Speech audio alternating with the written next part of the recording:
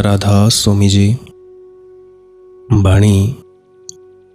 बाणी अज्ञात अनामी सतनाम सतपुरुष की। आज की सत्संग वीडियो का विषय है, दुखी व्यक्ति परमात्मा तक कभी नहीं पहुंच सकता। ऐसा क्यों है? केवल सुखी व्यक्ति ही परमात्मा तक पहुंचने में सबसे तेज रास्ता अपनाता है।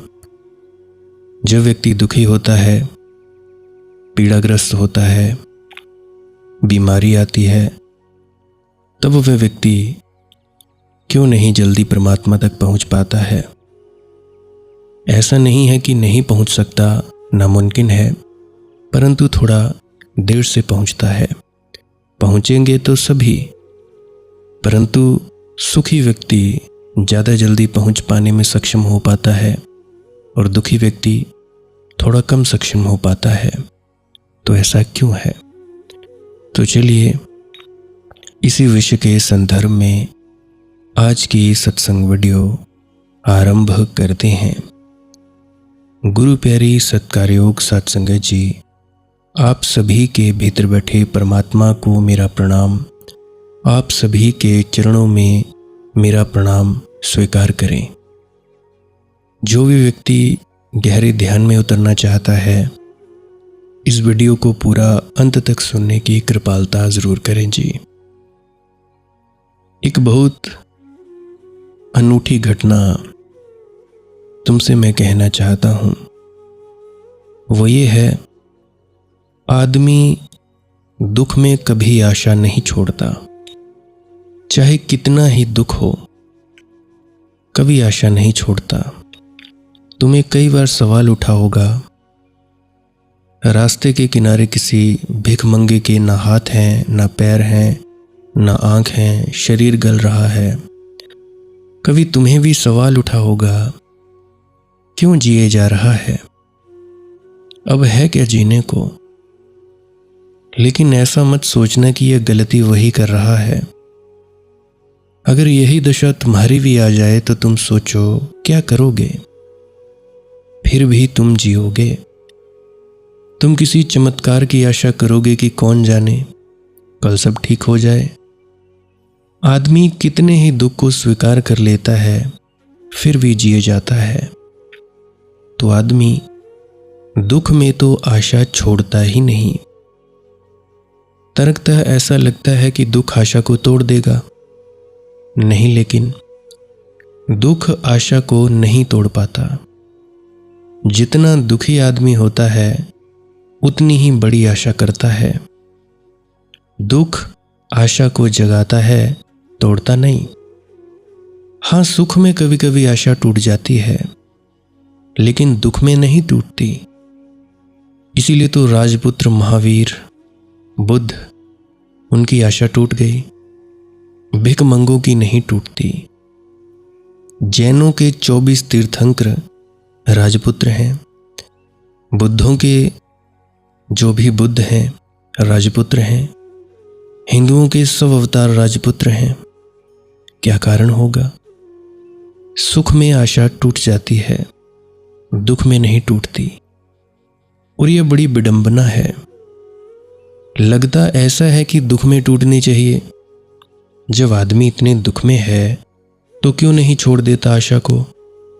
लेकिन जितना ज्यादा दुख होता है, उतना ही मन आशा पैदा करता है। दुख में आशा खिलती है, उसका अंकुरण होता है, लेकिन सुख में टूट जाती है आशा। इसलिए जितना सुखी समाज हो, उतना धार्मिक हो जाता है, और जितना दुखी समाज हो, कम्युनिस्ट हो जाता है, धार्मिक नहीं हो सकता। दिखावा कर सकता है कि हम धार्मिक हैं, परंतु और ज़्यादा गड्ढे में गिरते जाते हैं।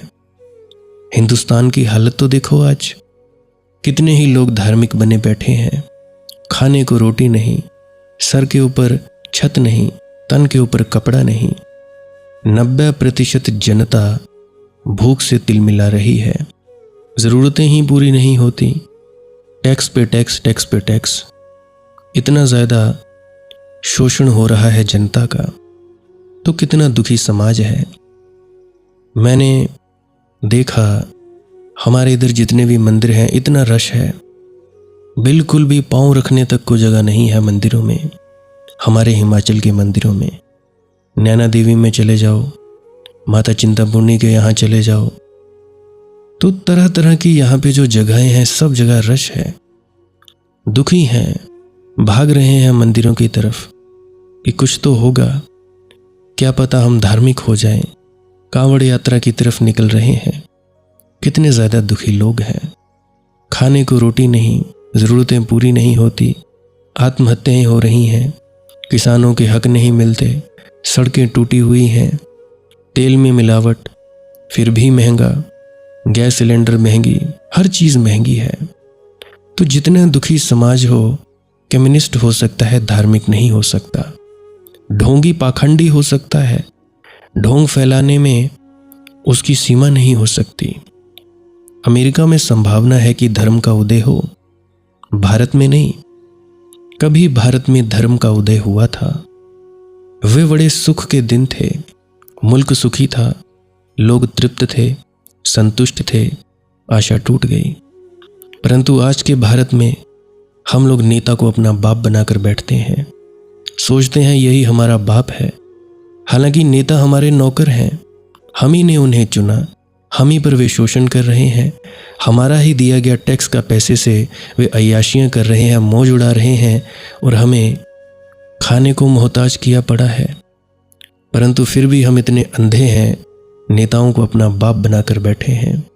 कोई कहता है कांग्रेस अच्छी है, कोई कहता है बीजेपी अच्छी है, कोई कहता है आम आदमी पार्टी अच्छी है, कोई पार्टी को कहता है, कोई कहता है, और आपस में लड़ रहे हैं। मूर्खों की दुनिया है। कोई कहता है तूने हमारे प्रधानमंत्री को ऐसा क्यों कह दिया, कोई कहता है तूने हमारे कांग्रेस के इस व्यक्ति को ऐसा कैसे कह दिया, तुम्हारे भ्रष्ट हैं, तुम्हारे भ्रष्ट हैं। लड़े जा रहे हैं आपस में लोग, बिल्कुल मूर्खों की तरह। कोई कहता है तूने मोदी को ऐसा क्यों कह दिया, कोई कहता है तूने राहुल गांधी को ऐसा क्यों कह दिया।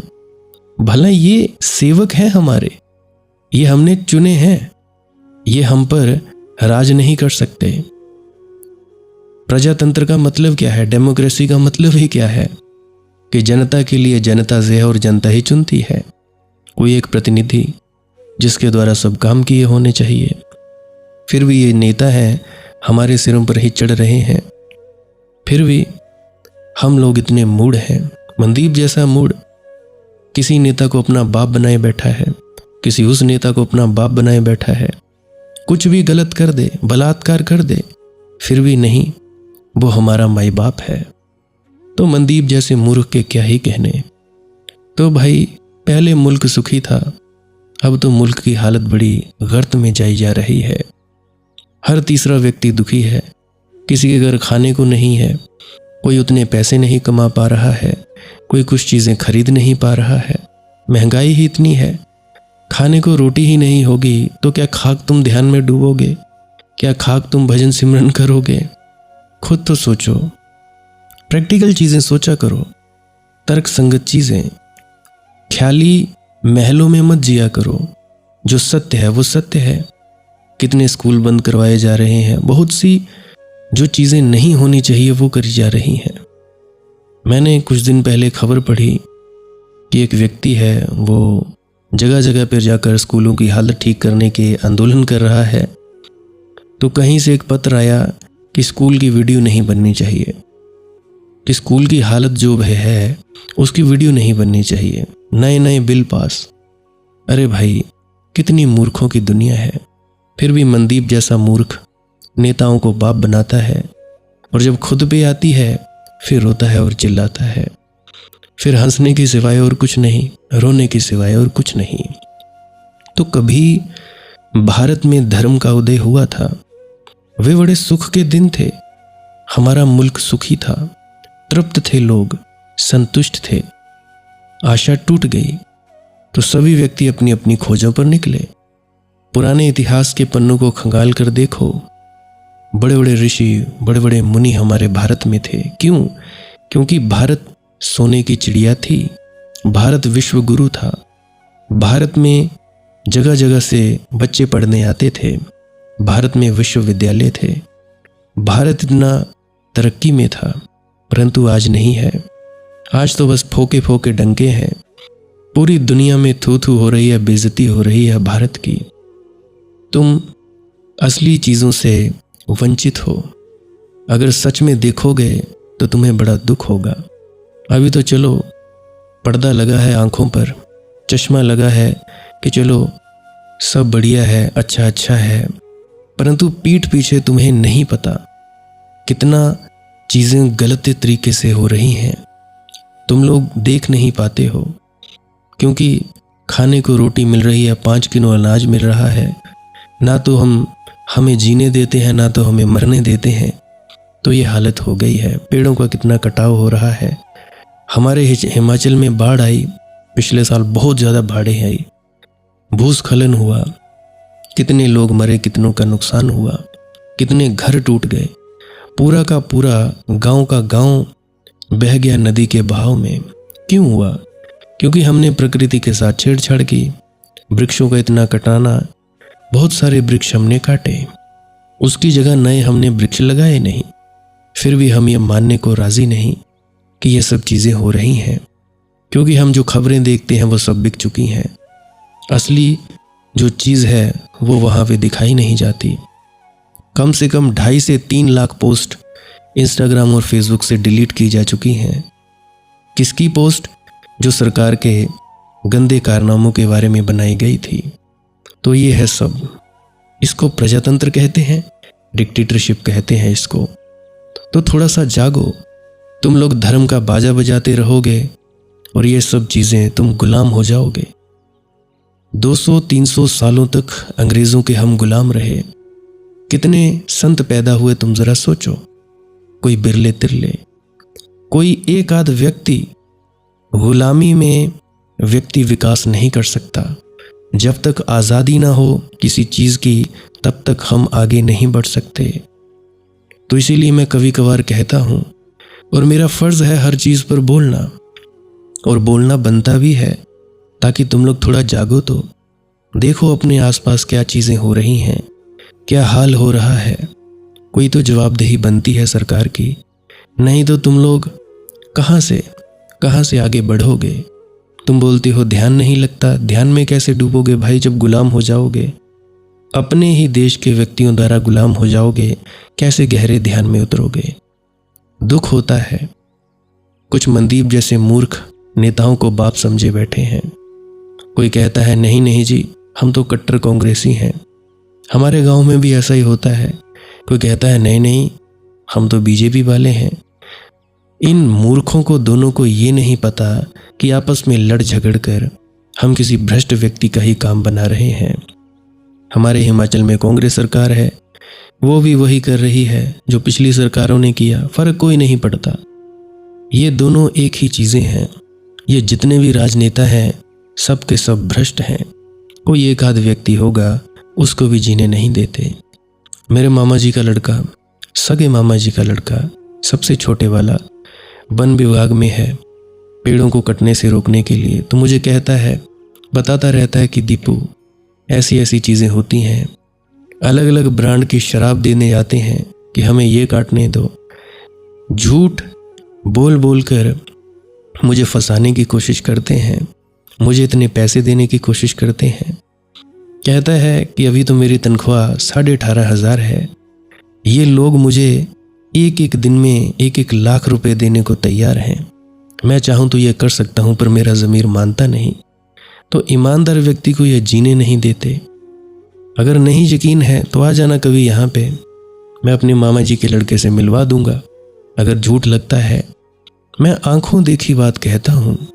सुनी सुनाई बात कहने का मुझे कोई हक नहीं, और ना मैं झूठ बोलने का कोई कारण रखता हूँ। मैं झूठ क्यों बोलूँगा?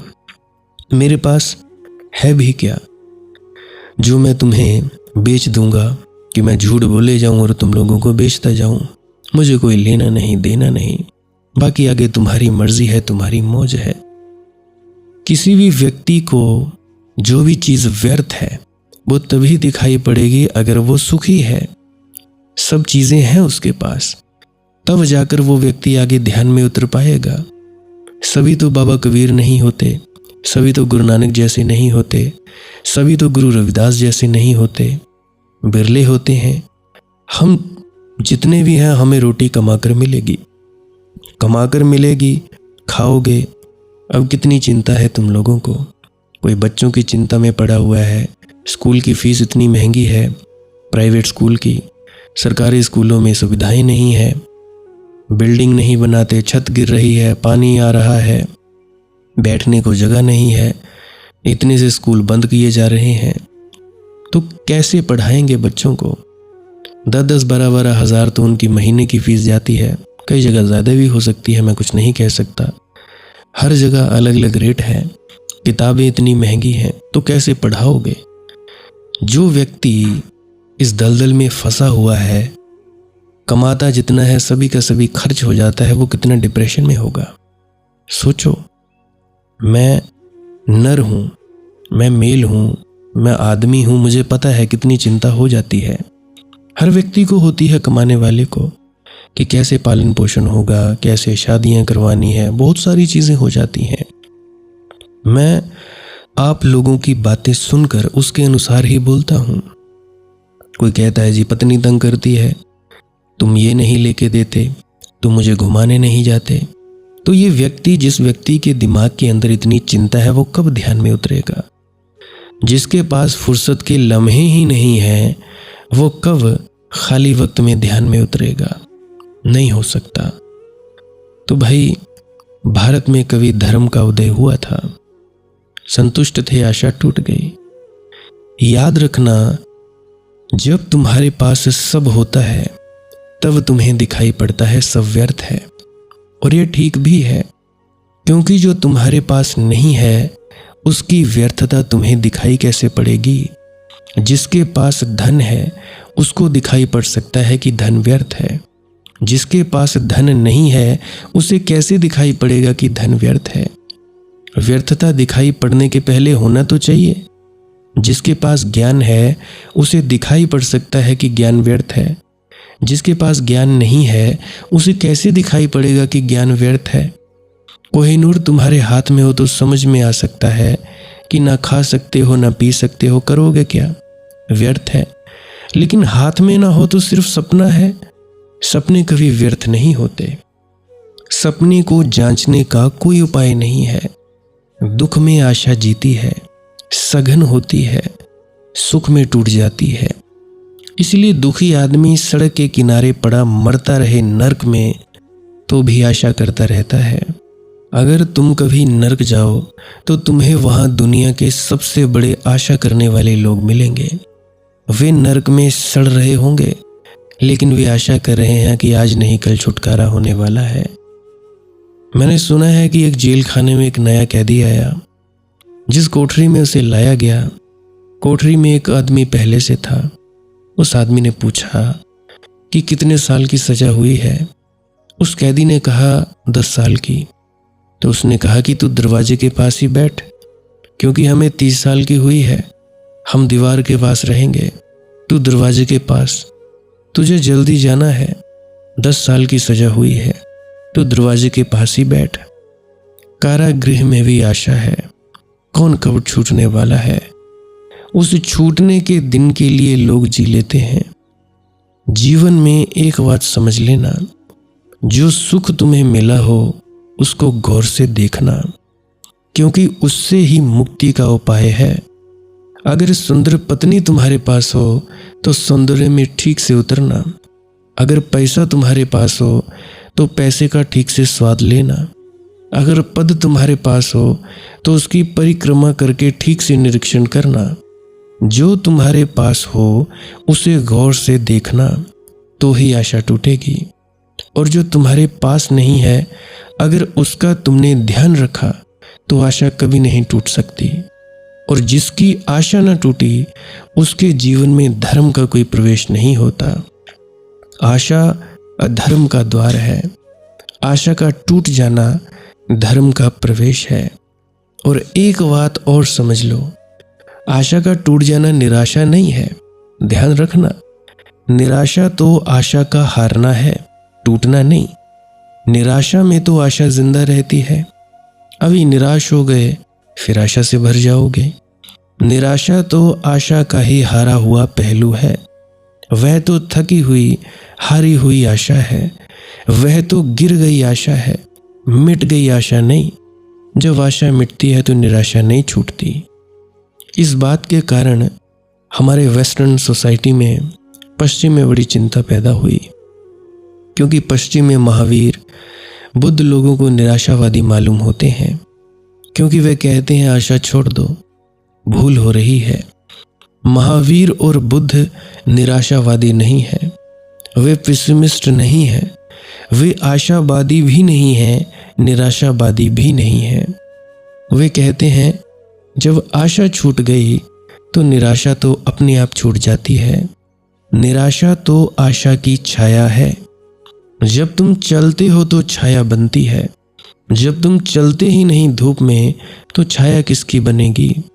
जब आशा होती ही नहीं तो निराशा अपने आप मिट जाती है। इसलिए जितनी तुम आशा करोगे उतनी ज़्यादा निराशा होती है, क्योंकि उतनी ही हार मिलती है, उतना ही विषाद मिलता है, उतना ही संताप मिलता है। फिर निराशा से नई आशा पैदा होती है और यह खेल दिन रात की तरह चलता रहता है। आशा टूट जाए तो ना आशा होती है ना निराशा होती है, और तभी तुम शांत हो। शांत होते हो तभी। आशा और निराशा के झंझावात में तुम्हारी चेतना की लौ कंपती रहती है। जब ना आशा रहती ना निराशा, हवा के झोंके आने बंद हो जाते हैं, स्थिति प्रज्ञता उपलब्ध होती है, स्थिर होता है चैतन्य। उस स्थिरता में ही परम सौभाग्य है, उस स्थिरता में ही परम धन्यता है। वह स्थिरता ही समाधि है। सर्दी के मारे सुबह सामने आग रखकर या सूर्य की तरफ पीट करके गरमाई लेते हो। रात में जांघों के बीच ठोडी दबाए सोता है, हाथ पर भीख लेता है, पेड़ के नीचे वास करता है, फिर भी आशा का बंधन नहीं छोड़ता। अतः हे मूढ़, सदा गोविंद को भजो। चाहे वह गंगा या समुद्र की यात्रा करे, चाहे अनेक व्रतों का पालन करे अथवा दान करे, लेकिन यदि ज्ञान नहीं है तो सर्वमत यही है कि 100 जन्मों में भी मुक्ति ना हो सकेगी। चाहे गंगा या समुद्र की यात्रा करे, चाहे अनेक व्रतों का पालन करे अथवा दान करे, लेकिन यदि ज्ञान नहीं है तो 100 जन्मों में भी मुक्ति नहीं होगी। इसे समझें, क्योंकि ये आसान लगता है। व्रत कर लेना, दान कर देना, उपवास साध लेना, नियम अनुशासन जीवन का बना लेना, संयम मर्यादा से जीना, थोड़ी तपस्या कर लेना, ये आसान है, क्योंकि कृत्य सदा आसान है। तुम बदलते नहीं और कृत्य हो जाता है। ज्ञान कठिन है, क्योंकि ज्ञान का अर्थ है रूपांतरण। ज्ञान का अर्थ है तुम बदलो, तुम्हारी चेतना का ढंग बदले। ज्ञान का अर्थ है तुम्हारी चेतना की गति और दिशा बदले। ज्ञान का अर्थ है तुम्हारी चेतना स्थिर हो, डगमगाए ना, निष्कंप हो। कठिन है, कर लेना तो आसान है।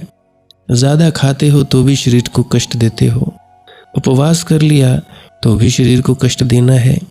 दोनों हालत में कोई बहुत बड़ा अंतर नहीं है। पहले ज़्यादा खाकर कष्ट देते रहे, फिर उपवास करके कष्ट दे दिया। धन को पकड़ते हो, छोड़ भी सकते हो, क्योंकि धन को पकड़ने में ही तुम्हें पता चलेगा कुछ भी नहीं है, व्यर्थ है। व्यर्थ का दान कर देना कोई बहुत बड़ी क्रांति है। एक बात और याद रखना, जो भी व्यक्ति भेदभाव करता है, एक दूसरे मनुष्य से भेदभाव करता है, खुद को समझता है कि मैं ब्राह्मण हूँ, मैं शूद्र हूँ, मैं वैश्य हूँ, मैं क्षत्रिय हूँ, जो भी व्यक्ति इस जातिवाद में पड़ता है वो व्यक्ति भी कभी मुक्त नहीं हो सकता। जातिवाद वाला व्यक्ति क्या, भेदभाव करने वाला व्यक्ति कभी मुक्त नहीं हो सकता। तुम्हें नामदान मिल गया है, तुम दूसरे को सोचते हो जी ये गैर नामदानी है, ये भेदभाव है। तुम सोचते हो मैं सत्संगी हूँ, दूसरा गैर सत्संगी है, ठप्पा लगाकर घूमते हो, ये भेदभाव है। तुम खुद को सेवादार समझते हो, ये सेवादार नहीं है, उनको तुच्छ मानते हो, ये भेदभाव है। भेदभाव करने वाला व्यक्ति 100 जन्मों तक भी परमात्मा को प्राप्त नहीं हो सकता। चाहे तुम कितना भी तपस्या करते हो, कितना भी ध्यान में डूबते हो, जब तक तुम भेदभाव करते रहोगे कभी नहीं पहुंच सकते। मेरे से लिख के ले लो, मरने के बाद भी चाहे आ जाना मेरे पास, सूक्ष्म शरीर में आ जाना, फिर भी तुम बोलोगे कि हाँ बिल्कुल भाई, तुम्हारी बात बिल्कुल ठीक निकली। बाकी तुम्हारी मर्जी है, करना हो करो, एक दूसरे से भेदभाव करना है करते रहो, छुआछूत करनी है करती रहो, दिमाग में गोबर भरना है भरते रहो, तुम्हारी मौज है भाई, तुम्हारी अपनी निजी इच्छा है, जो भी करना हो करो, मुझे क्या। परंतु एक बात याद रखना, भेदभाव करने वाला व्यक्ति कभी भी नहीं पहुंच सकता, कुछ भी हो, कहीं का भी हो। कठोपनिषद की कथा है, उस कथा के कारण ही उस उपनिषद का नाम कठोपनिषद है। कथा उपनिषद। नचिकेता के बाप ने बड़ा यज्ञ किया, यज्ञ के बाद उसने बड़ा दान दिया।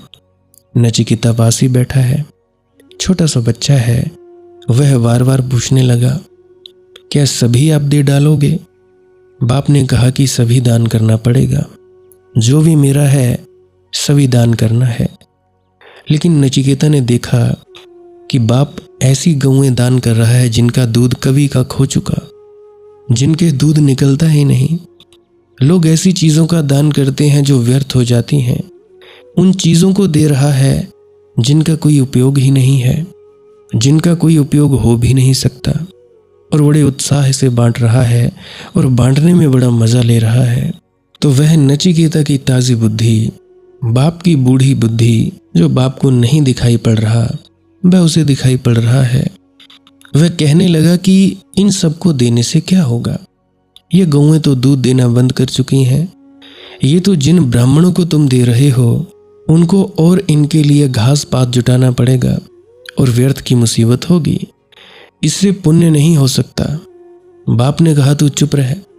लेकिन तब नचिकेता पूछने लगा, जैसे छोटे बच्चे होते हैं, कि ठीक है, जब सभी आप दे रहे हो तो मुझे किसको दोगे? मैं भी तो तुम्हारा हूं। तुम कहते हो कि सभी जो तुम्हारा है बांट दोगे, मुझे किसको दोगे? वह बार बार बाप को पूछने लगा कि मुझे किसको दोगे? बाप ने क्रोध में कहा, तुझे मौत को दे दूंगा। आदमी देता है जो व्यर्थ हो गया। तुम भी बांटते हो चीजों को जब वे तुम्हारे काम की नहीं होती। मैं ऐसा देखता हूं, कुछ चीजें ऐसी हैं जो घूमती ही रहती हैं एक दूसरे के घर में, किसी के काम की नहीं, उनको लोग बांटते रहते हैं। तुम जिसको देते हो वह भी किसी और को दे आता है। जब देने का ही मजा लेना है तो ठीक है।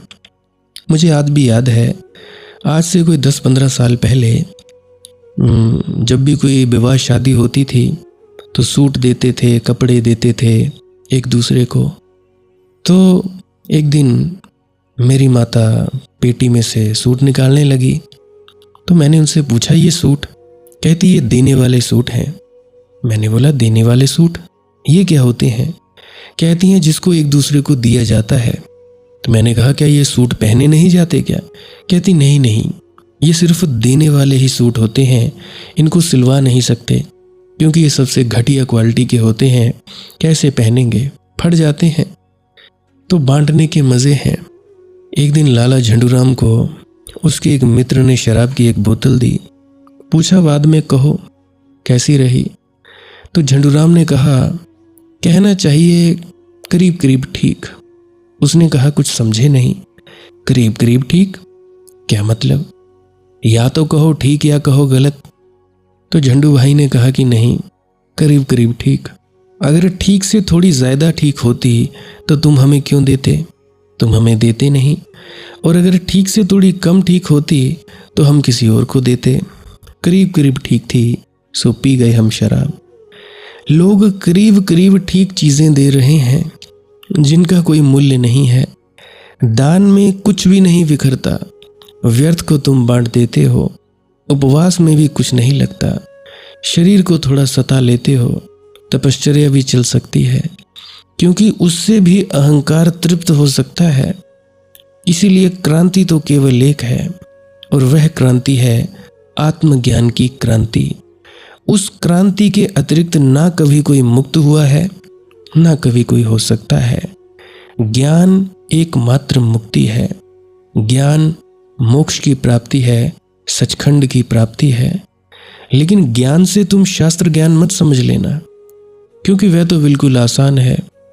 वह तो उपवास से भी ज़्यादा आसान है, वह तो सेवा से भी ज़्यादा आसान है, दान करने से भी ज़्यादा आसान है। शास्त्र पढ़ लेने में क्या कठिनाई है, और बुद्धि को शास्त्र से भर लेने में भी क्या अड़चन है। गीता कंठस्थ हो जाती है, और जीवन में ज़रा भी गीत ना हो। और जब गीत ही ना हो जीवन में, तो भगवत गीत कैसे हो सकता है। गीता हो सकती है कंठस्थ, और गीत बिल्कुल ना हो।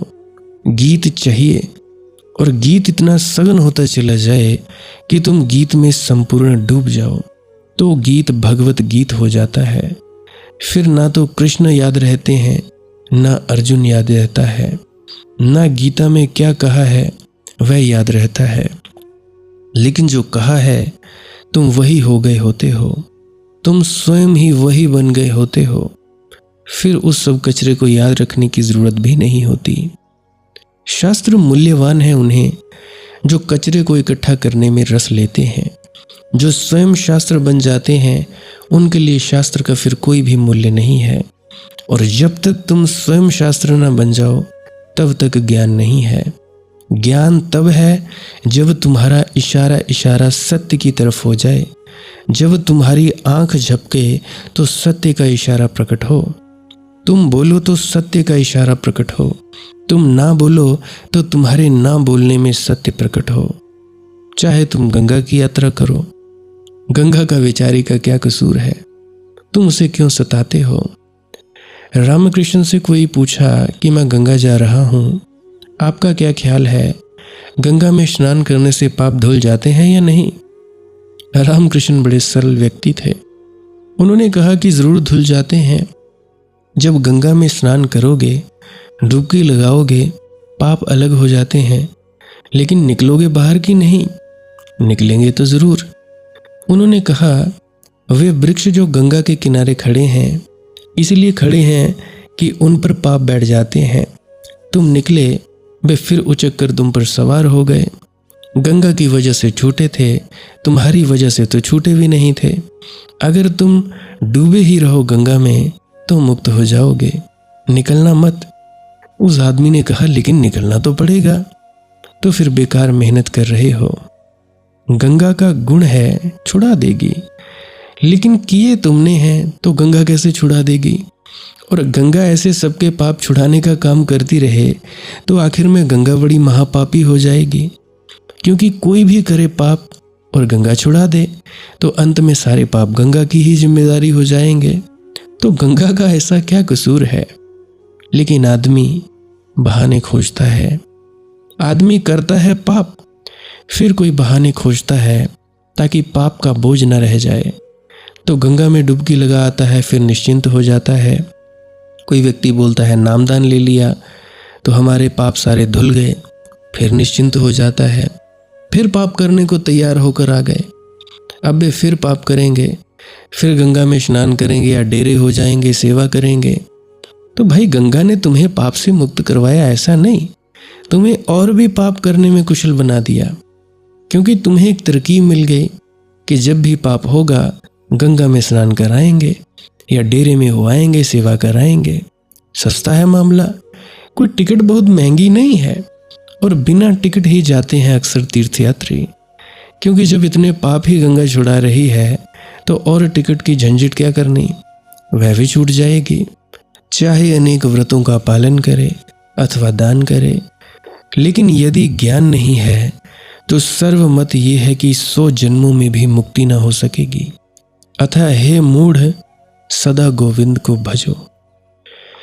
देवता के मंदिर या वृक्ष के नीचे निवास हो, भूमि ही शैया हो, मृगशाला ही वसन हो, सब प्रकार के परिग्रह और भोग का त्याग हो, ऐसा वैराग्य किसको सुखी नहीं करता। यह बड़ा महत्वपूर्ण वचन है शंकर जी का। बड़ी गंभीर समस्या उठा रहे हैं। वे ये कह रहे हैं कि अगर तुम सचमुच ही त्यागी हो तो आनंद सबूत होगा कि तुम्हारा त्याग सच है या नहीं। त्यागी और दुखी दिखाई पड़े तो त्याग झूठा। तुम कहो कि मेरे घर में रोशनी जली है और सब तरफ अंधेरा हो तो तुम्हारी रोशनी झूठी। लाइट जला ली तो घर में रोशनी होनी चाहिए। तो शंकर कहते हैं, देवता के मंदिर या वृक्ष के नीचे निवास हो और तुम दुखी और तुम उदास, तो देवता से पहचान नहीं हुई, तो मंदिर अभी मिला नहीं। भूमि ही शैया हो, ऐसी जिसकी मुक्ति हो कि आकाश ही ओढ़नी और भूमि ही शैया। इसलिए तो महावीर को दिगंबर कहा। आकाश ही जिनकी ओढ़नी हो गई, भूमि ही जिनकी शैया हो गई। भूमि जिसकी शैया हो, मृगशाला ही वसन हो, सब प्रकार के परिग्रह और भोग का त्याग हो, ऐसा वैराग्य किसको सुखी नहीं करता। सुख कसौटी है। सुख की रोशनी तुम में प्रकट हो, वही सबूत है कि तुम वैरागी हो, और कोई सबूत नहीं है। तुमने घर छोड़ा, तुमने धन छोड़ा, तुम नंगे हो गए, तुमने सिर मुड़ा लिया, तुमने जटाजूट बढ़ा लिए, तुमने गैरिक वस्त्र धारण कर लिए, या तुमने भगमे पहन लिए, या तुमने नीले पीले पहन लिए, या तुमने सफ़ेद पहन लिए। भाग गए हिमालय, तुम गंगा के किनारे बैठ गए। लेकिन अगर सुख में तुम विराजमान न हुए तो सब धोखा है। कसौटी पर तुम ना उतर पाओगे। तुम सोने जैसे दिखाई पड़ते हो, सोना तुम हो नहीं, पीतल हो। सोने को कसने की कसौटी जैसे है, वैसे ही त्याग को कसने की कसौटी है। वह है तुम्हारा आनंद। त्यागी और आनंदित न हो और भोगी दुखी न हो, यह असंभव है। दुखी जहां तुम किसी को पाओ, समझना वह भोगी है।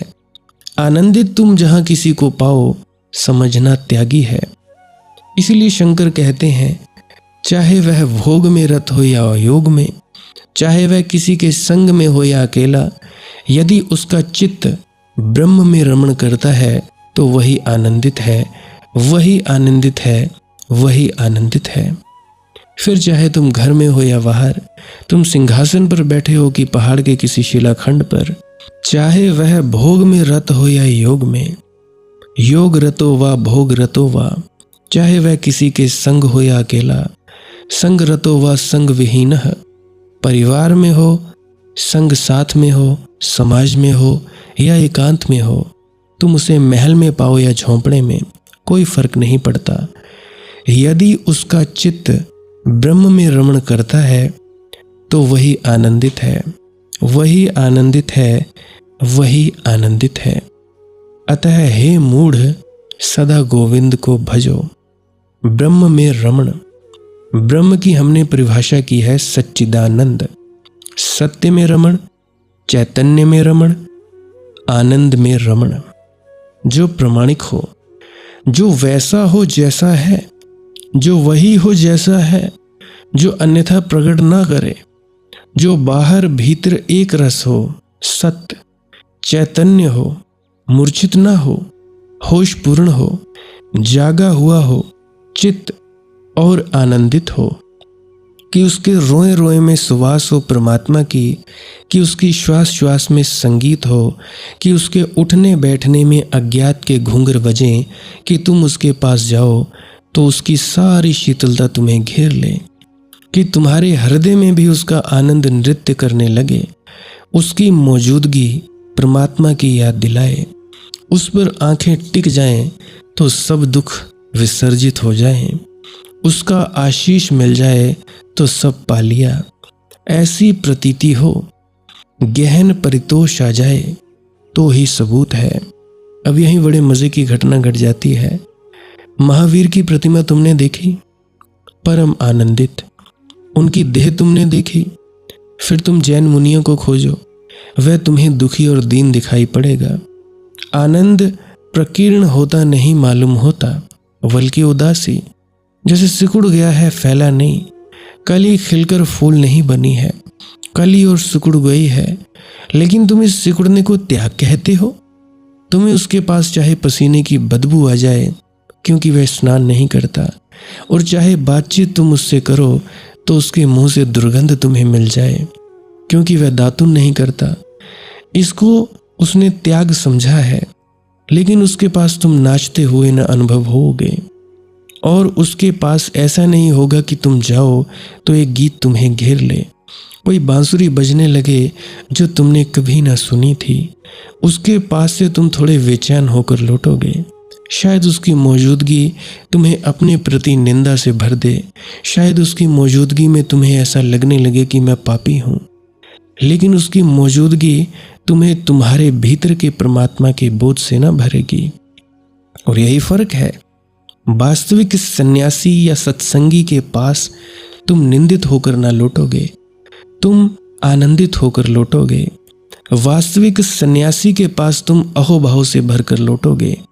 वास्तविक सन्यासी या सत्संगी तुम्हें तुम्हारा अंधकार नहीं दिखाएगा, वह तुम्हें तुम्हारे भीतर की रोशनी की तरफ इशारा करेगा।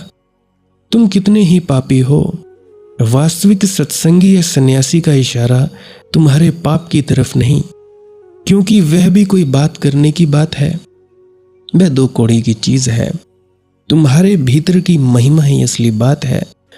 तुम पापी भी हो तो इसीलिए कि तुम्हें अपनी महिमा का अब तक पता नहीं चला। तुम्हारे पाप का बोध तुम्हें और करवा दिया जाए तो तुम्हारी महिमा और दब जाएगी। नहीं, पाप तो जैसे है ही नहीं, वह तो जैसे सपना है रात का, उसका कोई मूल्य नहीं है। तुम्हारे भीतर का परमात्मा, उसका स्मरण तुम्हें आ जाए, लेकिन उसका स्मरण तुम्हें वही दिला सकता है जो उसमें रत हो, जो ब्रह्म में रमण कर रहा हो। उसकी मौजूदगी में तुम्हारे भीतर भी कोई जागने लगेगा। उसकी मौजूदगी में जैसे आकाश में बादल घिरते हैं और मोर नाचने लगते हैं, ऐसे उसके भीतर। बुद्ध ने कहा है कि जब उस परम के मेघ किसी के भीतर घिरे रहते हैं तो अनेकों के भीतर के मोर नाचने लगते हैं। बस उसकी मौजूदगी में तुम नाच उठोगे। जहां तुम्हें आनंद की अनुभूति हो, जानना कि वहीं ब्रह्म का निवास है, जानना वहीं मंदिर है। चाहे वह भोग में रत हो या योग में, चाहे वह किसी के संग में हो या अकेला, यदि उसका चित्त ब्रह्म में रमण करता हो तो वही आनंदित है, वही आनंदित है, वही आनंदित है, और वही लक्ष्य है, वही साध्य है। सब तरफ से उसकी तरफ जाना है। अतः हे मूढ़, सदा गोविंद को भजो। भज गोविंदम, भज गोविंदम, भज गोविंदम मूढ़मते। आज के लिए बस इतना ही। किसी का कोई प्रश्न हो, कोई दिक्कत परेशानी हो तो कमेंट सेक्शन में लिख सकते हैं। डिस्क्रिप्शन में मेरा व्हाट्सएप नंबर दिया गया है, वहाँ पे आप प्रश्न पूछ सकते हैं। व्हाट्सएप पर 24 घंटे कभी भी प्रश्न लिख सकते हैं। व्हाट्सएप पर कॉल करने से पहले ज़रूर पूछ लीजिएगा। शेयर करना चाहो अपने मित्रों तथा परिजनों तक इस वीडियो को तो कर सकते हो, लाइक करना हो तो कर सकते हो, हाइप करना हो तो कर सकते हो, सब्सक्राइब करना हो चैनल को तो भी कर सकते हो। कर लिया है तो ठीक है, नहीं भी किया तो कोई भी आफत नहीं आने वाली है। बाकी जैसे आपकी इच्छा हो वैसा करिए। भजन सिमरन क्या है, श्वास क्रिया योग क्या है, इसके बारे में आप जानना चाहते हो तो अभी मैं एक क्लिप लगाए देने वाला हूँ। उस क्लिप को भी सुनकर अवश्य जाइएगा। मैं आपका बहुत बहुत आभारी रहूँगा। तो भजन सिमरन करें। भजन सिमरन क्या है? भजन और सिमरन दो अंग हैं। सिमरन है कुछ शब्दों का जाप करना जो आपको आपके सद्गुरु द्वारा बताए जाते हैं। कोई भी जाप हो सकता है, कोई भी शब्द हो सकते हैं। करना क्या है? किसी कमरे में बैठ जाइए, या रात को बैठ सकते हैं, सुबह बैठ सकते हैं, या जब भी आपको फुर्सत के लम्हे मिले बैठ सकते हैं। तो जब बैठें तो शरीर को बिना हिलाए डुलाए बैठना है। जो बैठ नहीं सकता तो वो लेट जाए, जो चौकड़ी नहीं मार सकता वो टांगे सीधी कर ले। कोशिश ये रहनी चाहिए कि ज़्यादा से ज़्यादा वक्त शरीर को बिना हिलाए डुलाए बैठा जाए। उसके बाद अपने शब्दों का जाप शुरू कर दें। आंख बंद रखें। आंखों पर ज़्यादा जोर नहीं लगाना है, कोई कष्ट नहीं देना है, नहीं तो सर में दर्द होगा और फिर आप लोगों को परेशानी हो सकती है। तो आपने क्या करना है? चुपचाप शांत होकर बैठे रहना है। शब्दों का जाप शुरू कर देना है। जितनी देर भी आप करना चाहो, आधा घंटा, पौना घंटा, 10 मिनट, 15 मिनट, या जितनी भी आपको आपके सद्गुरु द्वारा दिया गया निर्देश है, जितना निर्देश है उसका पालन कीजिए। और उसके बाद दूसरा स्टेप करना बड़ा ही ज़्यादा ज़रूरी है। वो क्या है? वो उसी अवस्था में बैठे रहें या आसन भी बदल सकते हैं। ये जो शब्दों का जाप होता है ये एकाग्रता के लिए होता है, ताकि मन की एकाग्रता आ जाए। और जब मन की एकाग्रता आ जाए फिर दूसरा कदम क्या है? धुन सुनने के लिए बैठना। चुपचाप बैठे रहें, आंख बंद है, शब्दों का जाप बंद कर देना है। और अगर कोई भी आपके गुरु महाराज है उनको आप स्मरण कर रहे थे, याद कर रहे थे, आंखों के सामने शक्ल ला रहे थे, तो उसको लाना बंद कर दीजिए। शब्द धुन सुन रही है तो सुनते रहिए, आंख बंद करके अंधेरे में ही टिके रहें। टिके रहना है और ये इच्छा नहीं करनी है कि कुछ दिखे, कहीं पहुंचा जाए, परमात्मा को पाना है, ये करना है, वो करना है। याद रखें, ना कुछ समझना है ना कुछ देखना है। ऐसे ही अज्ञानी होकर इसी अंधेरे में पड़े रहें। इसी अंधेरे में पड़े रहना है बस। उसके बाद जो होगा सो होगा। और अगर कोई अनुभव हो भी गया तो इससे ये नहीं कि अगली बार फिर से कामना करनी है कि ये वैसे ही हो। कामना ही सबसे बड़ी अड़चन है, इच्छा ही सबसे बड़ी अड़चन है, किसी चीज की तृष्णा करना ही सबसे बड़ी अड़चन है, मांग ही वासना है। अगर परमात्मा चाहिए तो कुछ नहीं मांगना है, चुपचाप बस बैठो, अपने आराम में बैठो, अपने विश्राम में बैठो। धीरे धीरे धीरे वो होगा जो होना चाहिए। अगर मैं ज़्यादा बोलूँगा तो आप लोग फिर से उसकी कल्पना कर लोगे कि जी ऐसा होता है, खंड ब्रह्मांड ऐसे होते हैं, चांद तारे दिखेंगे, फलाना ढिकाना। तो मैं ऐसा नहीं कहूँगा। मैं बस इतना कहूँगा, जो कुछ दिखता है, कुछ भी दिख जाए, वो मन है, वो माया है। जो नहीं दिखता वही आत्मा है, वही आत्मा में होना है। अब जैसा कि तुम लोग इसी अंधेरे में टिके रहोगे, टिके रहोगे, टिके रहोगे, तो कुछ दिनों के बाद या महीनों के बाद एक प्रकाश आएगा। वो प्रकाश पूरे शरीर में फैलता जाएगा और धीरे धीरे तुम इस प्रकाश के सहारे अपने आप में स्थित होगे। अब देखो, इस प्रकाश को देखने वाले भी तुम हो और इस शब्द धुन को सुनने वाले भी तुम हो। अब जो ये शब्द धुन को सुनता है और प्रकाश को देखता है, ये तुम हो। तो अपने आप में स्थित होना है, अपने आप को जानना ही सच्चा आत्मज्ञान है। खुद को जानना, खुद को जान लिया, मालिक को फिर जान जाओगे। तो इतनी सी प्रक्रिया है। और आगे आप श्वास क्रिया भी कर सकते हो। ये मुझे बताई गई थी विजय शर्मा जी द्वारा। वो एक उच्च कोटि के संत हैं, तो उन्होंने मुझे बताई। अब मेरा फर्ज बनता है कि आप सभी को बताऊं। वैसे तो मैं रोज रोज बताता हूं, फिर भी आज फिर से बता रहा हूं। श्वास क्रिया क्या है?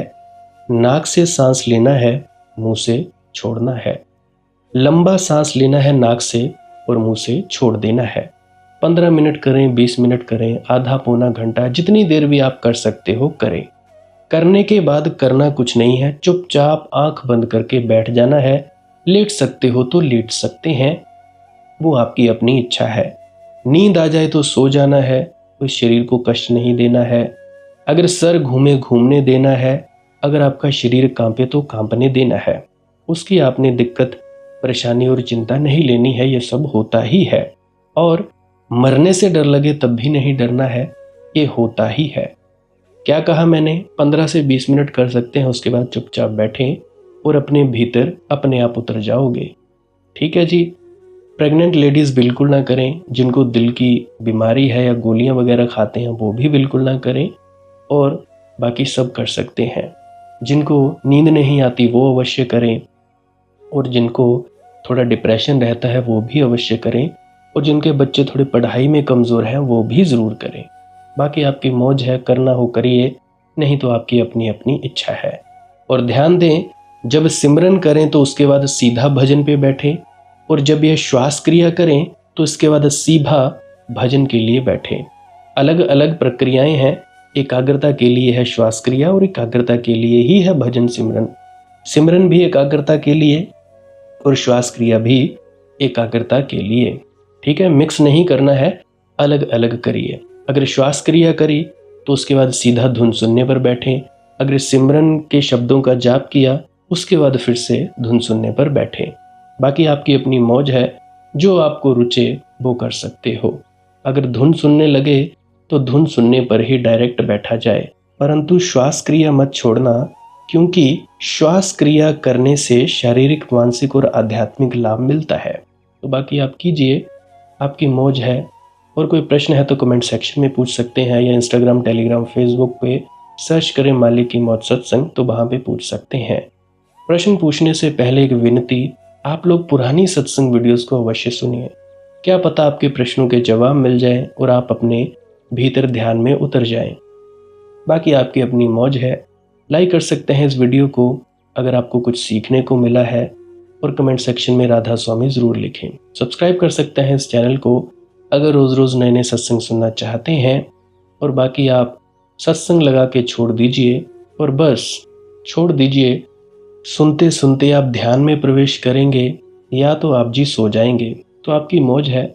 बाकी आप लोग अगर शेयर करना चाहो अपने मित्रों तक तो कर सकते हैं, नहीं तो मालिक की मौज है, कोई चक्कर नहीं है।